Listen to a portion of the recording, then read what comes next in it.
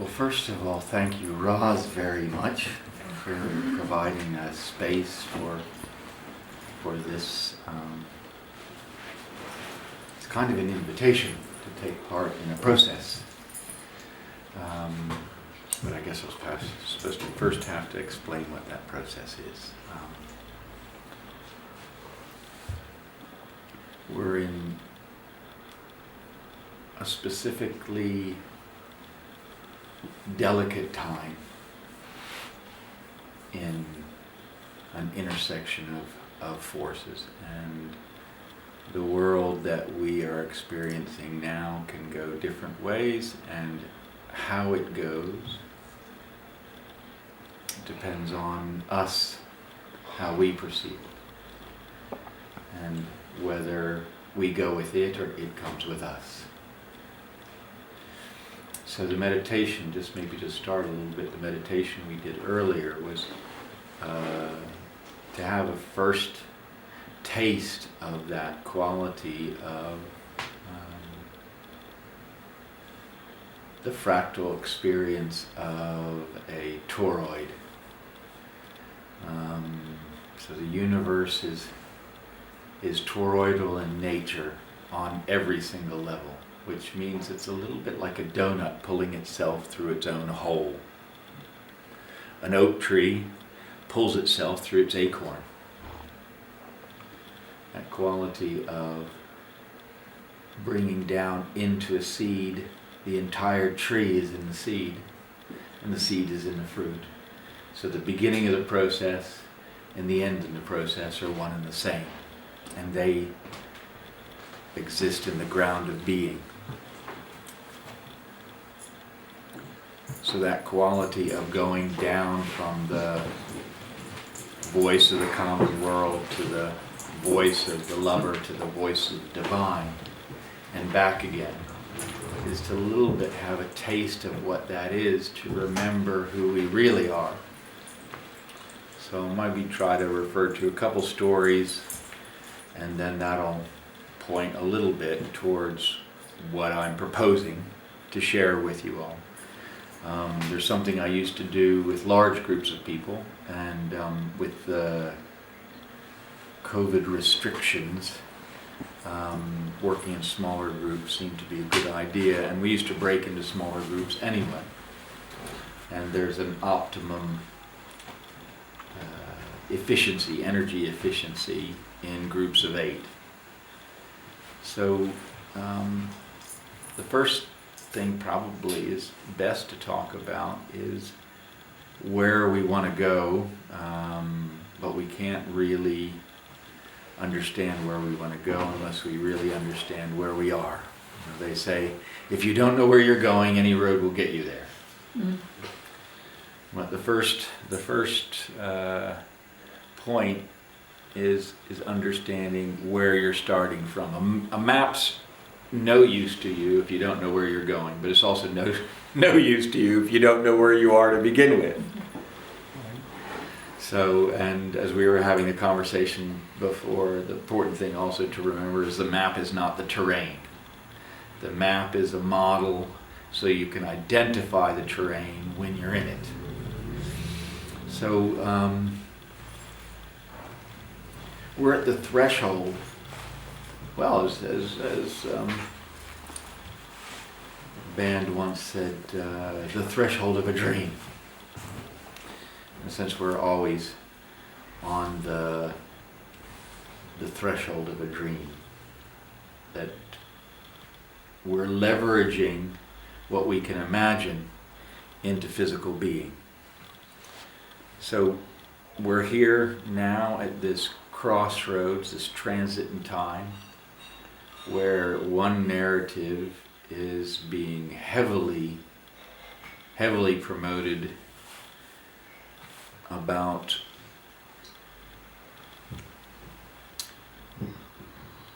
a way of approaching life that's completely mechanical. And it's been done in order to industrialize humanity, to make human beings fit into society as opposed to society fit around human beings. So a few of the things I'll talk about start from that point, and I can only give you information this evening. We had an experience with the meditation. We'll try to do another little meditation at the finish, but meditation is the window to that higher part of ourselves. But information is just understanding, and understanding is the consolation prize. If you have the experience, you don't need the understanding, because you don't understand, you know. So I'm wanting to focus more on experience, and that's what the point of doing this process is. The world's in a place where it's going to need leaders, because most of us are lost. We were having a conversation earlier, sadly. Oh, there you are, yeah. About, early on, my concern, as was yours, was is it the psychopaths going to win? And now I'm much more close to what you were thinking is actually the problem is that the sheeple will lose all by themselves unless they have good leaders. And that crew have been working for nigh on 50 years of creating leaders for a different world than we want to experience. And the important thing to remember is in their minds they think they're right. However evil their intentions may appear to be, to them, they honestly think they're doing the thing that needs to be done. And if you're going to change anyone's mind, the first thing you have to do is ask yourself,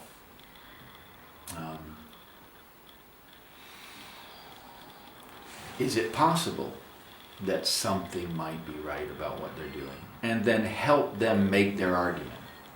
Literally try to hear it from their point of view and try to argue with them for their side of the point of view. And one of two things will happen, which is, this is why courage is necessary. Fortitude is courage in the face of adversity. Is, well, what if in the argument you finally work out, well, maybe they were right.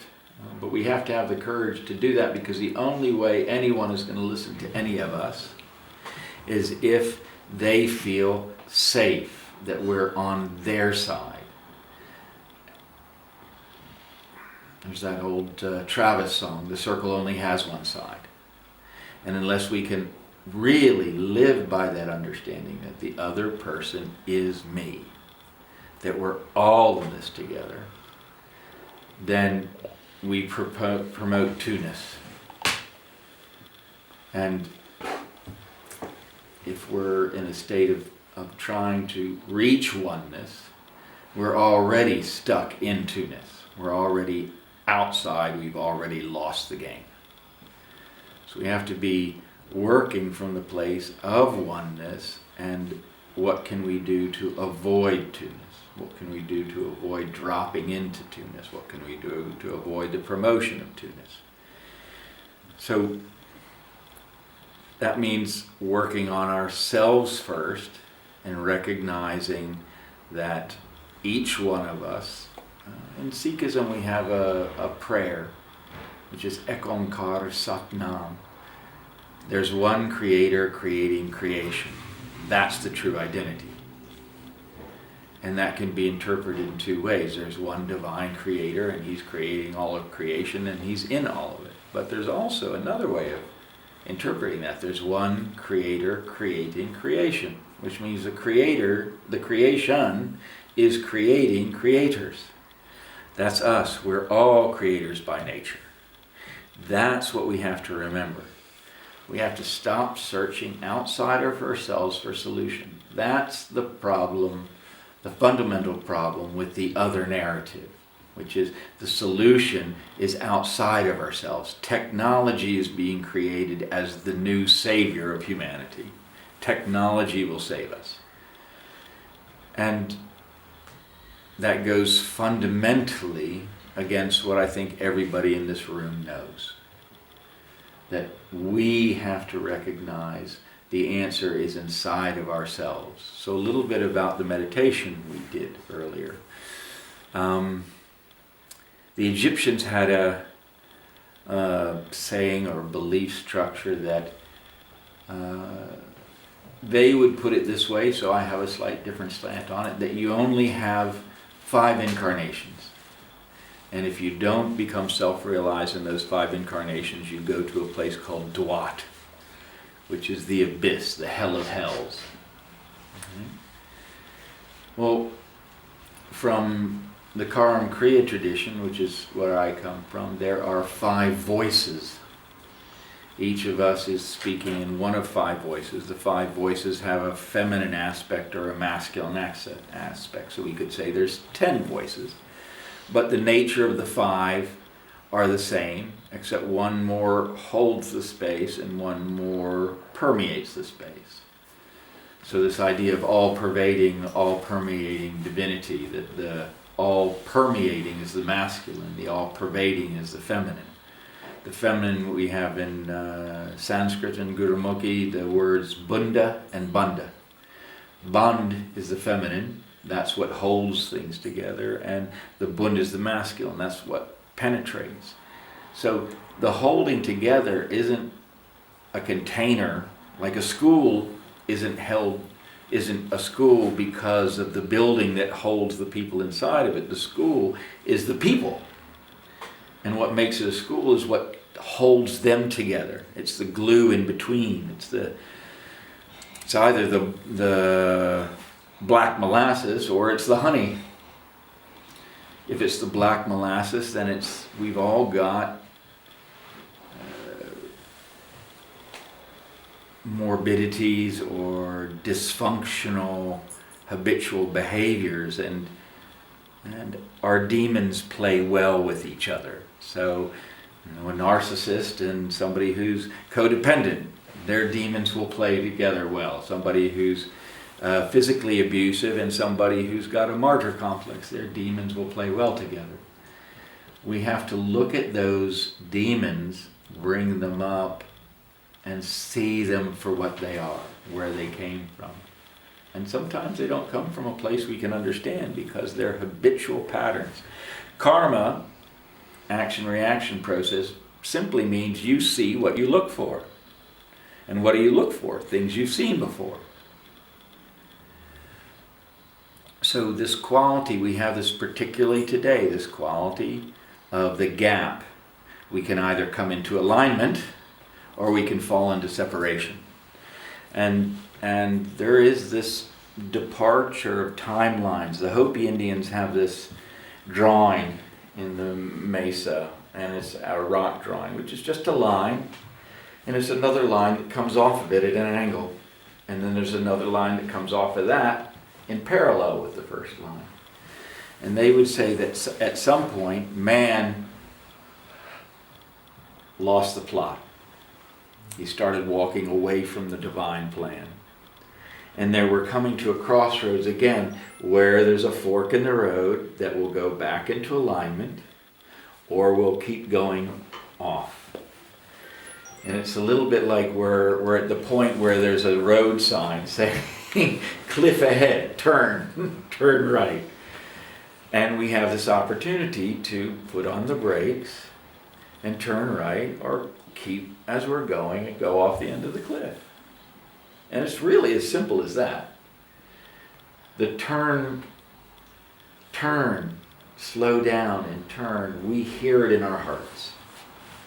And so this quality I was mentioning of the Egyptians, they would say we have these 5 opportunities or 5 voices to wake up, and if we don't within those, then we go to Dwat. Well, I think it's as easy to interpret that as you've only got 5 choices. You can incarnate 108 million times, but you'll only come back speaking in one of these 5 voices, and it may have a high register of a feminine voice or the low register of a masculine voice, but it's going to be one of those 5. this going to Dwat, this black abyss, is essentially a point that has no dimension. And in that place, it's not us as we conceive of ourselves, our ego that's there. It's us, our true identity. God is in Dwat. God is in the abyss of the abyss, which also He created. And the only way out of Dwat, according to the Egyptians, is if someone calls your name, calls you out of Dwat, remembers you and calls you out of Dwat. And that's why in Egypt there was such a strong tradition of creating statues and names everywhere, so that hundreds of years later, 1,000 years later, someone would call one out of that black abyss. You okay? Yeah, George, do you want to sit here? Oh, sorry, we're filming this, darling.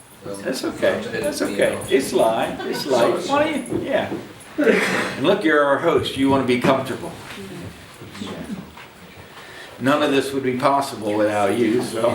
No. We will still carry on when I'm gone.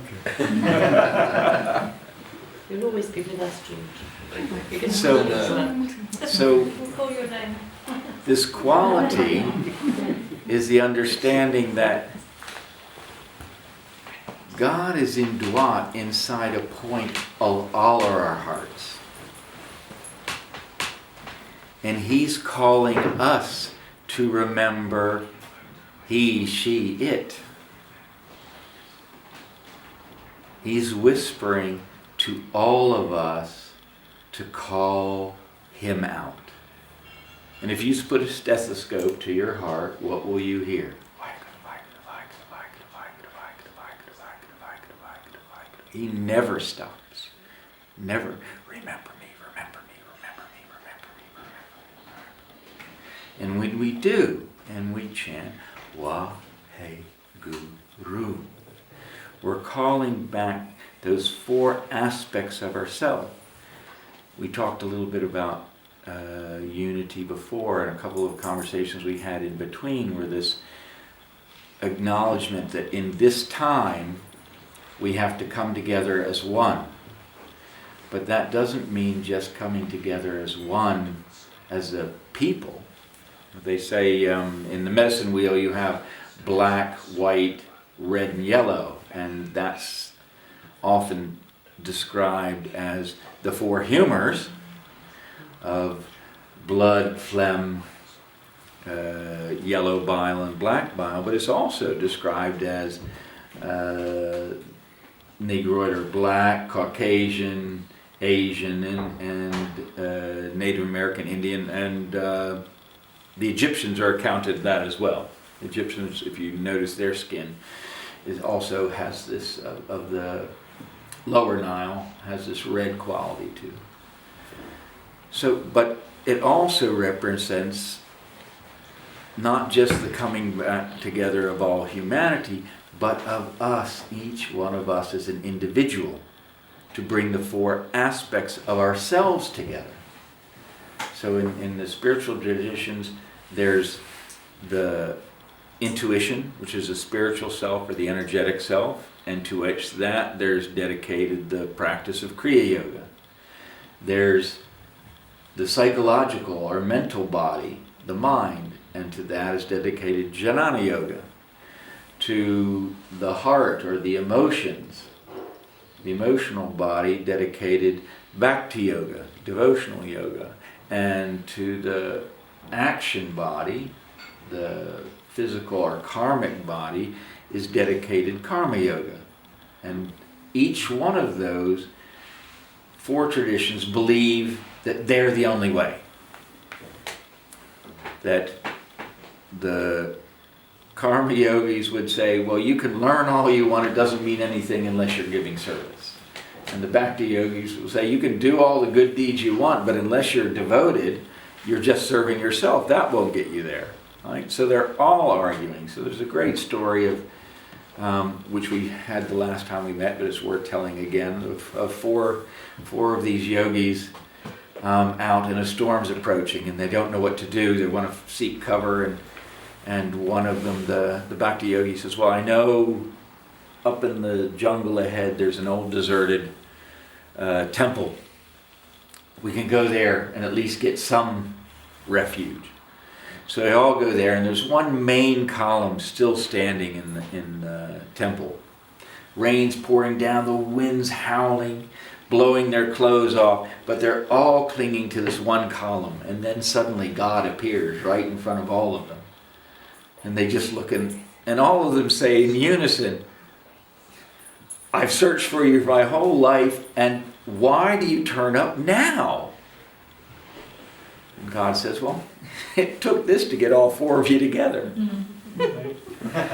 There's an aspect of that for us to bring all of our parts together, both individually and as a collective. We have to face some great adversity to recognize our survival is on the line if we don't do this.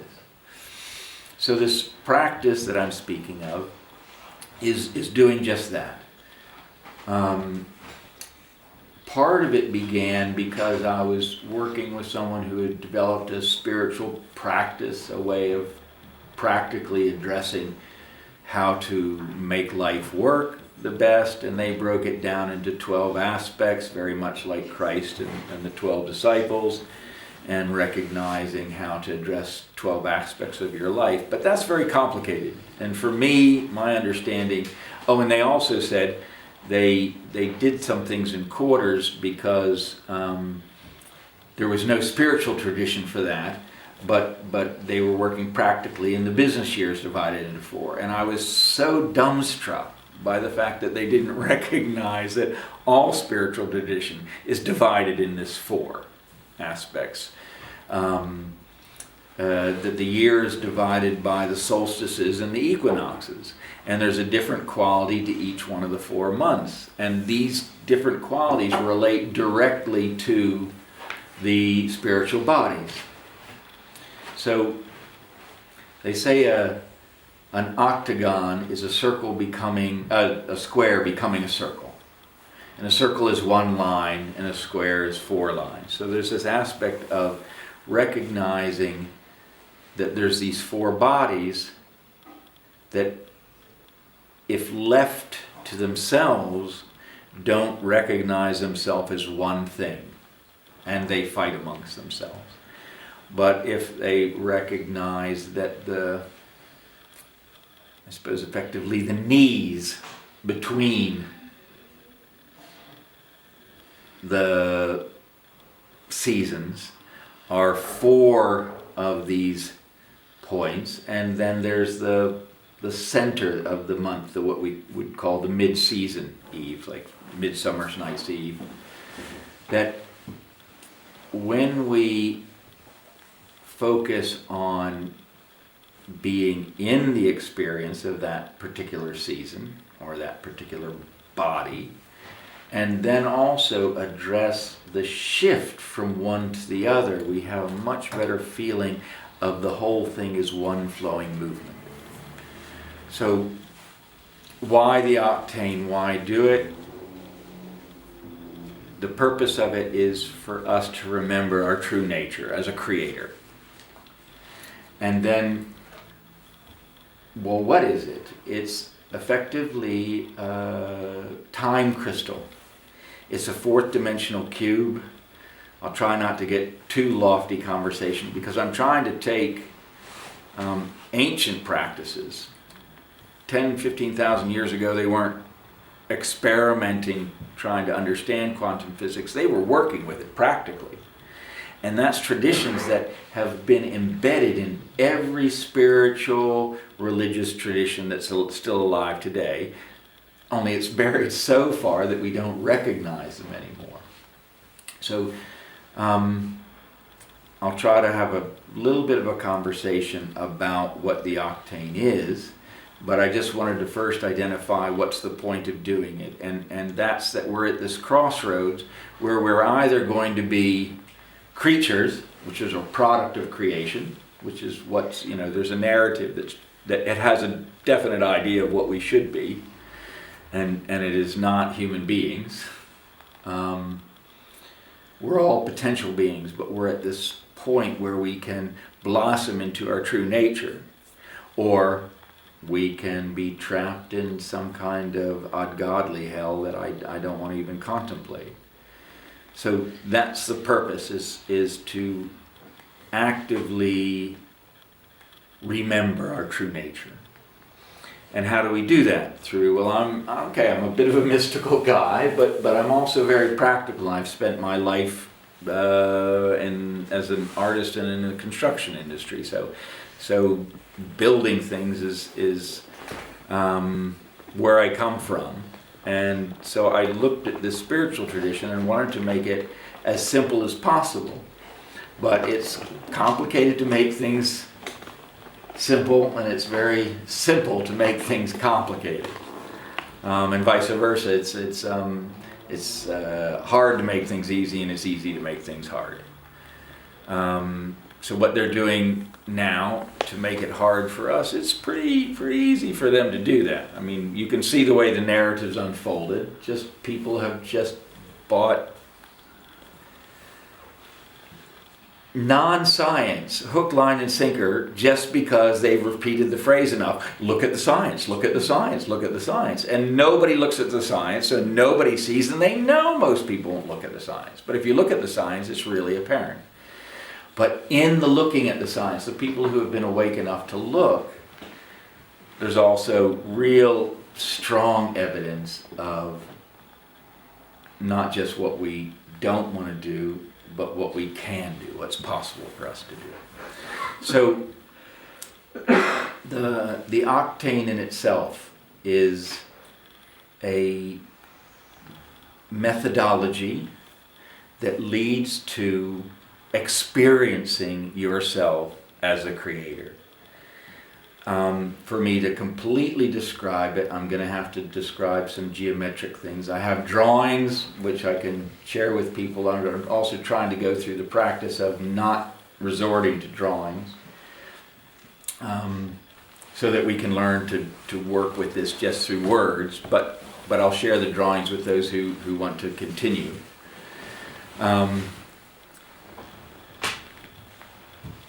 So this process, it's a year-long process where you first focus on the end of your life. It's not a nice thought, but we're going to die. Well, we're not going to die, but these bodies are going to pass. And there's not one of us in this room that's not the case. But we all spend our life trying to avoid thinking about it. But if you do spend some time, so this past 6 weeks, 8 weeks that we've been through has been this soil period. It's like cultivating your soil. It's like a field. You'll till the soil, aerate it, let it breathe, let it rest, and then plant a little later. So it's this quality of you're doing that. You're just going down deep into yourself and listening to what your heart's telling you. There may be things that you thought about doing when you were 5 years old, and you still resent the fact that you didn't do them. But the thought of, well, that's not practical, I can't do it because of my family, I can't do it because I have responsibilities, I can't do it because I don't earn enough money, I can't do it because people think I'm crazy, whatever the reasons. We can do anything, but we have to listen to our heart, because our heart is speaking to us about a future we don't know exists, but it's there. So, as I was saying at the beginning, there's this quality of if you have more than 3 priorities, you don't have any. We can only do so much in this lifetime. We can do anything, but we can't do everything. And the people who manage to really achieve something in their life are the people who fundamentally work out what not to do. I can't do that. I can't do that. I can't do that. I can't do that. That's what the Mogan David, the Star of David, or the Merkaba, the Star of Merkaba, this vehicle, So mar is the sea. We're crossing the world ocean, or the ocean of time. And we do that in this vehicle. And the ka and the ba are the spirit and the soul. So we have this ascending mortal soul and this ascending spirit. We're not the soul. You have a soul. You're not the soul. What we are, if we really remember who we are, is we're this descending spirit trying to catch the soul and bring it up. So the early symbol for the Christians was a fish, because you've got this descending spirit. It's very strong when you're born. It gets weaker as you get older. As the body is very weak at the beginning, it's getting stronger. Teenage years, you cross over. By the time you're about 35, your body's the strongest and your spirit's the weakest, because you're caught up in the whole play of life. And then as that passes, you begin to cross again. And they can just keep going off. The spirit goes off and the soul disintegrates. But the purpose is, can the spirit catch the soul? That's why Jesus was called the fisher of men. Can it lift the soul out of the experience of the mortal reality and awaken it so that when it goes back to the divine, the oversoul, it can combine with that but still have a sense of its own integrity. So the drop in the water can go back, and the drop of water can go back into the ocean without losing its droppedness. So this process is recognizing we're here. What do we all want? We want to be happy.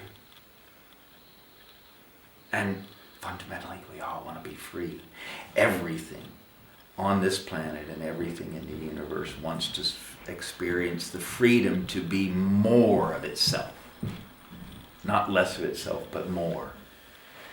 And so this quality is blending with that aspect of how to be more, but recognizing that this body belongs to the earth. It's not mine. I'm part animal and part angel. You know, there's an order of angels, and as it descends, it can become, angels can become more and more and more dense. So archangels are meant to be able to come to the density of fire. Hence, when God's speaking to Moses, he's speaking in a burning bush. It's because he's speaking through an archangel, and that angel manifests as fire. Angels, as we usually think them, have the possibility of descending into the density of water. So usually we see them or hear about them, the idea of in the clouds, in the kind of reflections or shimmer in the clouds. And what's more dense than water? Earth. We're earth angels. Every single one of us are earth angels. We're in this physical form that we can have. And so it's said that actually all the other angels who are higher than us are jealous because we have thumbs. And with thumbs, they're reversible thumbs. They actually go back. We can make gifts to give back to the Creator. None of the things that are speaking the world and creation except us can do that. And so this process is celebrating life, remembering we're here to be happy and free, but also taking advantage of the fact that we're creators. Can we make something that's a gift to ourselves, to our friends, our families, and in effect a gift back to the divine? And so this process, this whole process is a process of creation, but each step in it is a process of creation. So when you're creating, where do you start? Well, the best place to start when you're creating is at the finish. Because as I said before, if you don't know where you're going, any road will get you there. So, and if you have more than 3 priorities, you don't have any. Because you've just got a list of things to do. If it's 4 or more, you're shot. But those priorities are things to do, and we're these two things. We're the being and the doing. Ek onkar satnam karta parak. Karta is the doing, parak's the being. There's one creator creating creation. That's the true identity, the co-creative doing being. We understand that in Western astrology as the Gemini twins. You've got an immortal brother and a mortal brother, one born to a goddess, one born to a woman. And they're working together. That we're engaged in this alchemical marriage. The body, the soul has no gender. When we incarnate, there's a gentrification, but it's not male or female, it's masculine or feminine. So the soul is feminine. It goes down to become the container. And the spirit division is the masculine, which comes down to fill the container. So this is the Holy Grail. This body is the chalice itself. And we're preparing it to be able to accept the bridegroom. Jesus' last words on the cross were kala. And kala means, in Aramaic, it's done, it's complete. In Arabic, it's very similar. Kala is kalas. Kalas means finish, stop. So, Jesus was saying, the process is done. I've come full circle. But kala also means bride. And what he's saying, then on the cross, the bride has come full circle. This body, this chalice is done. I'm ready to accept the Christ. So John, Jesus' cousin, sees the dove of the Spirit above Jesus' head and anoints him, baptizes him to purify him. Mary recognizes that as well, and she anoints and prepare him for the Christ to descend completely. So the Christ descends to the mind, then descends to the heart, and finally descends down to the soul itself. And at that point he sacrifices the body. And all his purpose is to create the light body, to identify with oneself as a being of light. Again, I'm throwing some information in, but I hope it'll be useful later. To understand the process, we have to understand what it is to be a human being. And human, the word, we're not human beings, we're potential human beings. The word human means light mind. Hue is light, color, light, and man is mind. So the word mantra is mind entrainment. Human, light mind, is because the human mind, it acts like light. If you look at it to be a wave, the information you get back will be it's a wave. If you look at it to be particle, the information you'll get back is it's particle. Because our brain is cleaved into two hemispheres, this side of the brain is feminine, intuitive orientated, so it's working on waves. Everything's connected. There's a beautiful born-again Christian minister who talks about men's brains, women's brains, and he has those little old, when they did, I think it was called phrenology, the shape of the cranium told things about a person the way reading their palm or your feet. Well, so he had two of these models, and you could open them up, and he opens up the woman's one, and it's filled with a ball of wire. You say, women's brains, everything's connected. And then he opens up the man's model, and he pulls out a box. And he says, men's brains, nothing. So if you look at your right hand, a field is just a current that's made a circle. And if you've got a current an electrical current, it will create a magnetic field around it, and the magnetic field will be running the same direction as the right fingers run. So that thumbs up is yes, the masculine, God, Yehovah, Yahweh, Yah. Yes is thumbs up. The opposite to that would be running the same direction, making the thumb go down. So in all of yoga, right hand's masculine, left hand's feminine. Crossover in the brain, left hand side of the brain is feminine, right side's masculine. Well, the other way you can look at it is if you're holding them this way, the current of subtle electricity is running like that. That thumb's up, that thumb goes down, but you don't have to turn the hand over. So we've got a lingam and we've got a yoni. Things in yoga are not about the physical body as just an organ, a meat sack.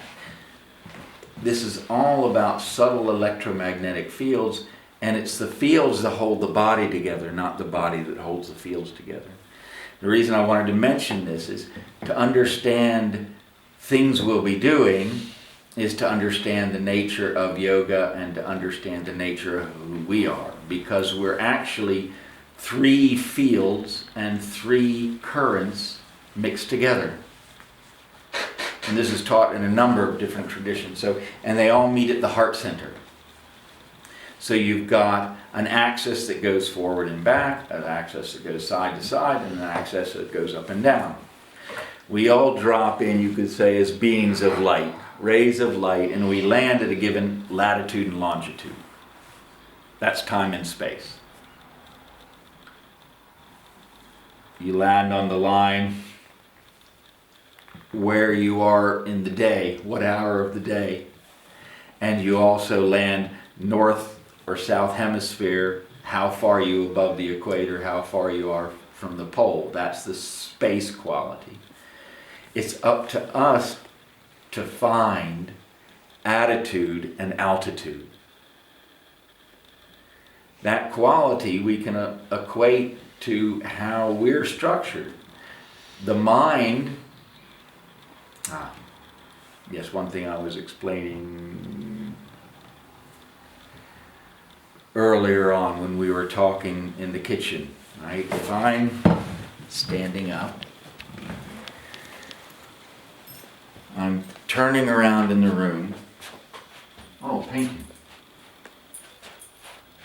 Turning around in the room. I know nothing. All I am is information. Oh, painting.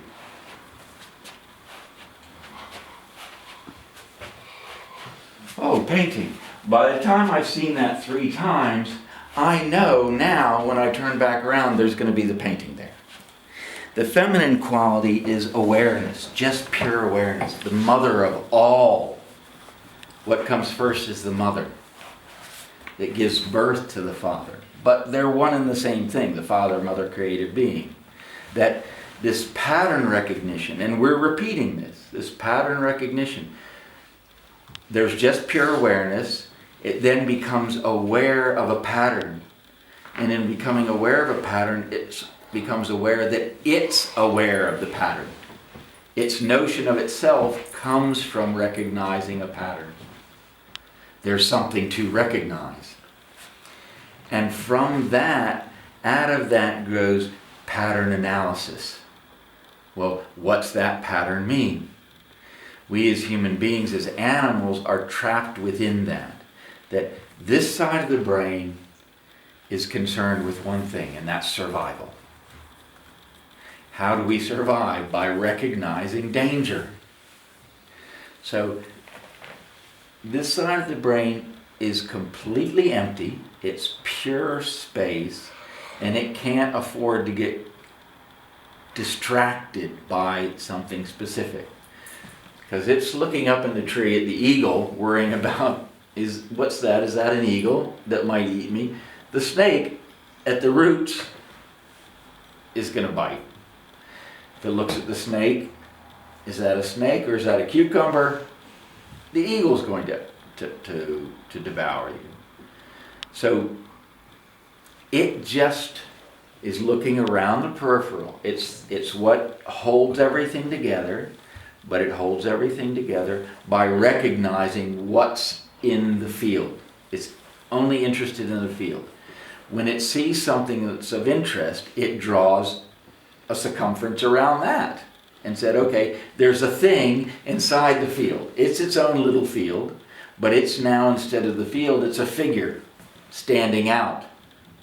It hands that to the left side of the brain, which is consciousness, awareness of itself that's grown out of the pure awareness, and says, what is that? And then that's pattern analysis. Well, in this part of our brain, you could say we have a model of reality, what the universe looks like, the map. But the map is not the terrain. The mother just wants to know what's in the terrain. Don't want to know what the model is because the model's not the terrain, and she knows that. He's looking at the terrain, the image, and trying to work out what it was. Does it fit in the model that I've got? So we're constantly building, hopefully, a better model. Again, one more story that might be useful. Métis was the goddess of wisdom in Greece. Almost none of us hear of her anymore because we think of as Athena as the goddess of wisdom. But that's because Métis was the original goddess of wisdom. Zeus, the god of knowing, which isn't wisdom. Wisdom is actually knowing you don't know. It's that darkness beyond. Zeus is looking at Métis, and excuse my kind of chauvinistic description of the situation, but Zeus is looking and thinking, man, she is fine, but why doesn't anybody jump on her? And he's scratching his head trying to work out, I don't care. I've got to have that. He has his way, and as soon as he arrives, suddenly, with the arrival of his impregnating her, the thought finally occurs, oh my God, the prophecy. Anyone who mates with Métis, their offspring will overthrow the father. So he now goes into a blind panic. And he does the first thing he can think of that he might be able to do to contain this catastrophe that he sees on the horizon, which being Zeus, he just swallows her whole. So now she's inside of him, but she's already pregnant. So she gives birth to Athena inside of her, and then Athena is born into the world fully grown from Zeus's forehead, fully grown and already armored. Well, this is a parable to describe the known and the unknown. That Zeus represents the known, and Métis represents the unknown. And whenever the known meets the unknown and tries to expand its boundaries, to reach out into the unknown and pull something into itself, what happens is the new knowledge has the potential to come into the center and rock the foundations of what's known. Which means that whole hierarchy or structure might be toppled by new information that contradicts the model of the known. Athena being born from the forehead is the third eye, this intuition. And she's born fully armored, and she has two weapons, which is a trident and a net. And the net represents the intuition as protection. How does the intuition protect us? It reaches out into the field and it knows things that are going to happen before they happen. It draws on information that we're not aware. It may be two things. One, we see less than a 40th of the information that's coming in do we have any knowledge of, because it's all subconscious. The conscious mind, that's not important, that's not important, that's not important, that's not important. But we're still taking the information in. And that's important now because we're now on information overload. At the turn of the century, the president of Harvard University was the first person to be diagnosed of information overload. He literally had a nervous breakdown because he couldn't handle the amount of information he had to deal with. Because the human brain, it has this huge hard drive, but the RAM, the actual cache to deal with information, is really, really small. So we're also facing that. We're used to walk in the woods, you might see a squirrel or a boar or a horse. We've got written information, visual information, sensory information being bombarded at us all the time, and we're all reaching the point where it's really hard to function. So in this time of information overload, originally the spiritual traditions were oriented to how can you learn something, and then they had most of the information that they needed, and it was a question of how could you remember it. And so the Greeks developed mnemonics, and there was all kinds of memory tricks to be able to have a crystal castle in your mind and be able to give a lecture for 2 hours and never look at any notes because you're negotiating a crystal in your mind. We're in the age now where every bit of information that humanity has ever generated is available at our fingertips. Right? You can be adult as long as you can, negotiate Google, you can get any information you're looking for. But most of that information is garbage. Even now, one of the big tricks with, Jeff Bezos bought Audible. Now they're making Audible books. Now the big way to make money is not selling hard goods. It's selling information. As in, you don't have to know anything about the subject. I could pick up this book, look at that and go, okay, that's very interesting. What other information books are like this? Because I know a little bit about word searches. I know what keywords would relate to that. So I incorporate that in a title of a book. I actually don't know anything about that, and I don't learn anything about that. I hire somebody in India or Puerto Rico or Philippines to write the chapters on the book. All I do is I get somebody else to make the cover, I get somebody else to do that, and just because I know enough, I probably in a month could get my book, which I know nothing about and had very little writing to do with, close to the best book, and certainly among the top 5 books in almost any field.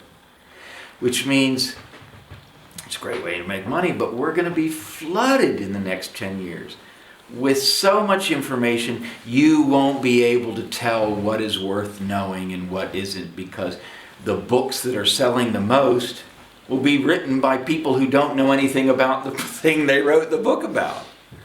Right? So the most important quality we need to develop now is what you don't need to know. What information isn't worth learning. And that means a little bit less time on the phones. They're great tools if you know how to use them. They're like the mind or like a dog. If you have a dog trained, it's perfect for retrieving things. But if you don't have the dog trained, it'll run off into the woods and search for anything. So this process is doing a bit of that as well. It's actually training us to be able to focus on what it is we want. The mind first makes a differentiation or a discernment. I prefer this over that. That's a wish, but it has no power. No decision is made until an action is taken, but actions require emotions. People with damage to the emotion, accessing the emotional center of the brain, can't actually make a decision. They can know how to tie their shirt, or button their shirt, tie their shoelaces, do a bow tie, but you put them in front of a wardrobe and they'll stand for 45 minutes not knowing which shirt or trousers to pick up. You hand them, they're dressed straight away. There's a chemical cascade between this point of, I prefer this over that, okay, that's the what. So the first thing we have to do is establish the what, and that's what I meant by begin at the end. Really become clear about what it is that you want. Then you have to understand why. That's then the chemical cascade. The emotional part is, well, I want to live another 40 years. Why do I want to do that? If I just have an abstract, I want to live 40 years, I'm not going to do the things that require me to live and be healthy for another 40 years. But if I identify because I want to be around for my kids, or because I have this project that I want to get done, or I want to see something that's coming in the future, if I have a why, which is completely emotional, that gives power to the what. And when you have a wish that you find the why, the want, you then turn the want into a will. What am I willing to do to make that happen? Which is this thought, word, deed. Mind, speech, body, head, heart, hands.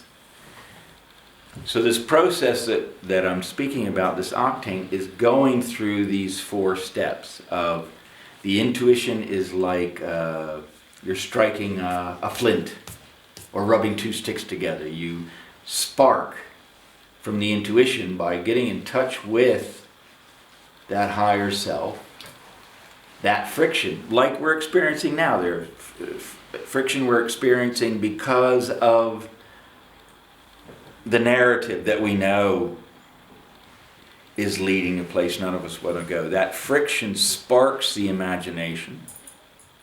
The imagination is then like kindling.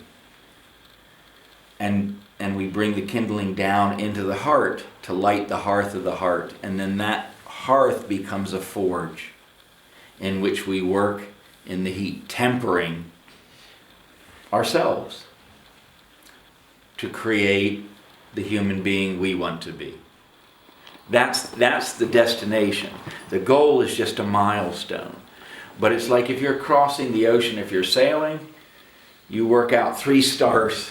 Right? That constellation's over there. I can work out that angle. That constellation's there. I can work out the angle. That constellation's over there. I know where I am. Well, if we have these 3 intentions that we're working on through the year, we can tell how far we're traveling and if we're heading in the right direction.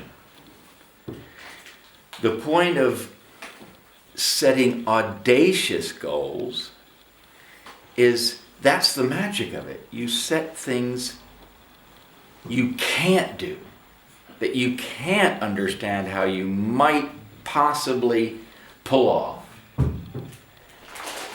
which demands audacious, unreasonable things of yourself and of the divine. And when they happen, it's experiential evidence. It's knowledge that I'm not this body. I really am that other thing. And the whole point of this is to get off of the throne,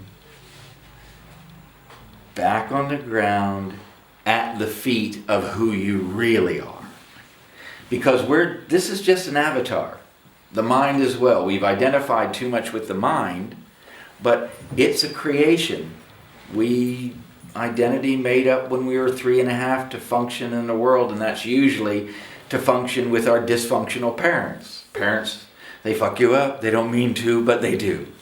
And that happens for 7 generations down, and the shit you make now will affect 7 generations in the future. But you can cut that if you can wake up, if you can recognize, I am not this. I'm not my mind. I'm not my emotions. And I'm not my doings. I'm that thing that is experiencing my thoughts. I'm the thing that's experiencing my feelings, and I'm the thing that's experienced my actions. If you can do that, this whole other unworldly experience becomes not a beautiful idea, but a reality. So, the octane is 8 different stages, and you're acting as a community. The group you're working with becomes a support network and an accountability group. You know in 6 weeks we're all going to get together, and I'm going to have to say, did I do that thing I said I would do by the next time? And it starts by going to the end. I've got these 3 goals. Now they can be any kind of goals you want to. You can divide them in, I want to do something mentally, improve, I want to learn a new language. It can be a relationship orientated, I want to develop my sensitivity, or maybe I want to play music, which is kind of mine, but it's also mental. I want to write poetry and learn to express myself more, or maybe painting, and it could be a physical activity. I want to get in better shape, I want to lose 20 pounds, I want to pick up 10 pounds, but it can also be, we're all process. So input, process, output. It might be, well, input, what's that? Income. I need money to do things. So what is it? Maybe business orientated. What do I want to do to improve my business, or what business do I want to create? Or if I'm within an organization, how do I want to get to a better position where I'm doing more and also earning more? The processing, well, where you go, the output, what are you going to do with the increased income? Well, I can go on the holiday I've been wanting to go on for 30 years. And maybe I'm going to go sail the Aegean and learn about Greek mythology, do some yoga while I'm at it. That's the output. So you imagine that as best as you possibly can. And then relationships. They say the quality of your life is equal to the quality of your relationship. So I'm going to have to share earning stuff with people, and I'm going to have to share, or I want to share, my experience. You climb on top of a beautiful mountain, the first thing you want to do is share it with somebody. If you can't share it with somebody you're sitting with, you want to take a picture and send it to somebody, or write a poem about it. So there's that could be 3 aspects of your financial income, your activity you're going to do with that, and then who you're going to do it with. Is it going to be a community thing, or a love relationship, or your family? That activity we're bringing down into the world. I have this dream. I want to leverage it from my mind, from heaven, into physical reality on earth. When we can think of that as a spiritual aspect. So that's like the wind. This is really what feng shui is all about. Feng shui means wind, water. Yes. So you've got this descending human desire to manifest something, and then you've got the rhythm of the earth, which is more like the waves. And it has a specific rhythm to it. And it comes into being and goes out of being. And it reaches its peak at the solstice. So there's a quality of taking in energy and then putting it out again. And the same, taking in energy and information to make the thing possible. You get to the summer, and then it's, okay, what do I do to manifest? What do I do to manifest? This information later on becomes very useful in every aspect of your life, because there's something called the dog days of summer, or the summer doldrums. In almost every business I've ever seen, everybody's on target during spring. We've got these end of year goals. Everybody's on target until it comes to the summer. And then it's, I want to go off early to go play baseball with my mates, or we want to take off for going on a picnic. Or if we understand this process, that the beginning you begin as a community because you're coming from the whole, the collective. The summertime is the opposite of that. That's your peak of individualization. The summer doldrums is when everybody has the things they want to do. Well, if you plan for that, of how do we make sure everybody gets the things that they want to do, and the organization loses structure a little bit, but we've planned how you can do what you want to do, and there's enough give and take that you're not overwhelmed by that stretch. Business can keep on target, families can keep on target. The idea of during the summer holidays where we're going to do something where everybody in the family gets something out of the holiday. That kind of structuring knits a community together, a tribe together, a family together, but it also, you can use that to knit yourself together. At the beginning of this process, the first thing we do is make a candle, or make 3 candles, or 1 candle that's 3 together. And we do that by recycling things. So first thing is the feast is a potluck dinner. Potluck comes from, most likely at least, from the Native American term patlatch. And a patlatch gathering is where everybody brings something, everybody makes something. And they share it. Usually it's the men bringing savory things and the women bringing sweet things or drinks. But that's a fairly loose thing. But the other thing that a potlatch does is the richest person in the village or the community has acquired enough wealth that they can do what Andrew Carnegie did. So Andrew Carnegie said, the man who dies rich is a failure. The way you prove your wealth is you become rich enough that you can afford to give everything away. Not most of it, all of it, because you have the confidence to start over again. And the benefit of that practice is 2% of the population generally produces 80% of the wealth. And the bottom 10% can't take care of itself at all. So that means 80% of the population is only producing 20% of the wealth. Most of it's because they don't know how. When you're engaging in a community where the pinnacle is somebody gives everything away, it means all the people that can't take care of themselves are taken care of. Plus, everybody in the community goes, that's the girl to watch, because she knows how to do it. Now, they've got our attention. That's the first step. Now we start watching like a hawk. Oh, she's doing it again. That's weird. Why is she doing that? I don't do that. Oh, maybe that's why she's doing it. When we watch somebody build up the wealth again, everybody in the whole community learns from that process.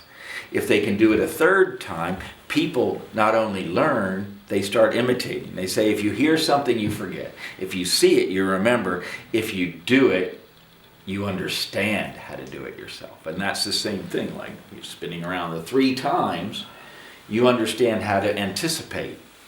So we're engaging in this process with 3 different things. If you're doing just one, you get a sense of, okay, I did that. But if you're doing it with 3 things at the same time, you recognize, oh, this thing worked in all 3 cases. That's what I need to pay attention to.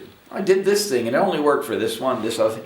But this worked in all 3 cases. The next time I know, pay more attention to that thing.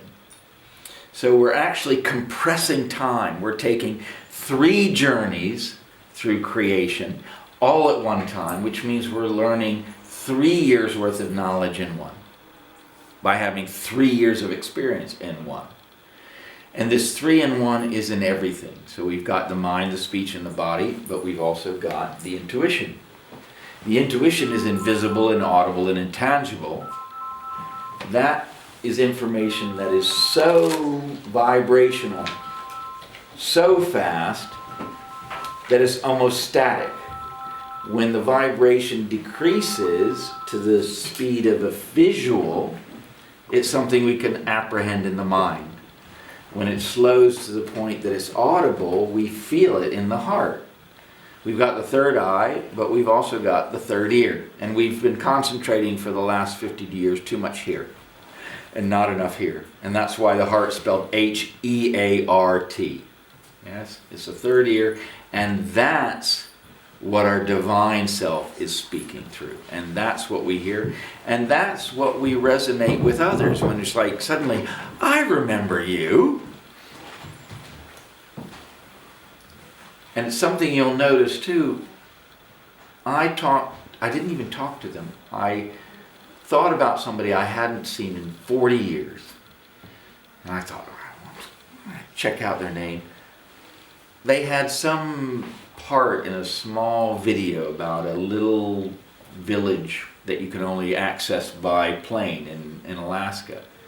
And this person gave a little bit of a talk on that. And I swear I could not tell any difference. I knew them as soon as I heard their voice. And it was like I had no idea that they had aged 40 years.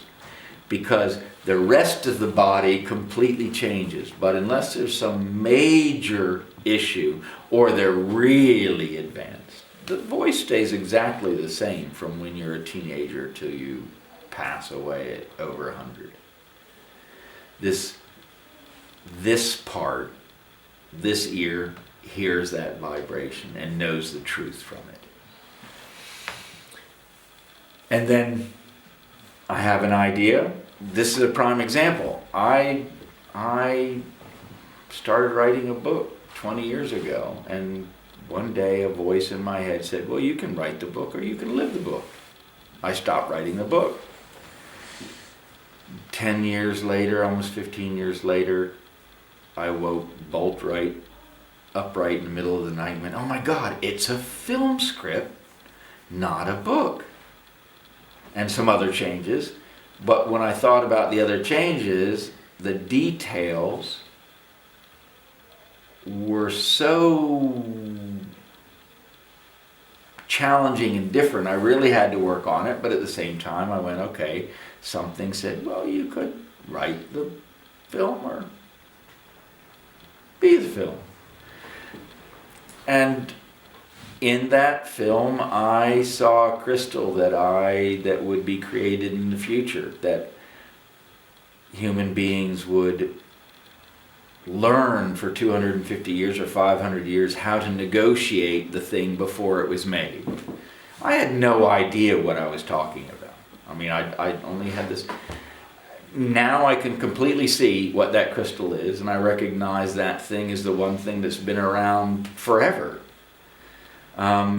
So all the time of trying to understand what I saw was because my intuition was remembering the future.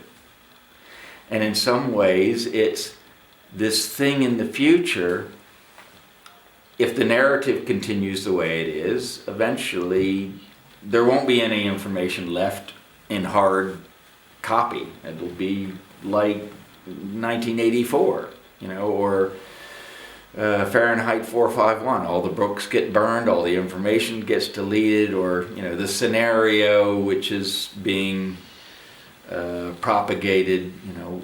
We're due for solar flares, and all the information's going to get wiped out. We don't have CDs anymore. It's all on the cloud. Well, if that happens, then whoever has the hard copies, or whoever has the information, because it doesn't really happen, it's just a staged thing. We have to have that knowledge within ourselves. And this whole project, if you will, is about reconnecting to the only teacher that there is. Any teacher, you call him guru, teacher, guide, mentor, his job is one job, and that's not to teach you anything, it's to remind you. and remind you of what? How to connect with the teacher inside of you. That's the only connection that matters. So this is a process by which we systematically connect to that and begin a conversation. I want this. Okay, I don't need your help. Relax. Or, well, actually, I'm going to need you to do this. Where we make our hands available, but we don't take credit. We know and we're dedicated to the intention, but we're also sacrifice ourselves to the outcome. And when we sacrifice ourselves of, I don't have to do it. It's not my victory. If it happens, I helped. But mostly, I'm a pair of eyes that say, that looks nice, I want that. The rest is guiding and allowing this interplay between the immortal, unbounded self and the bounded self, for it to do what we can, and us to do our part. So the end of the 8 festivals, where we light a candle, put it in the window,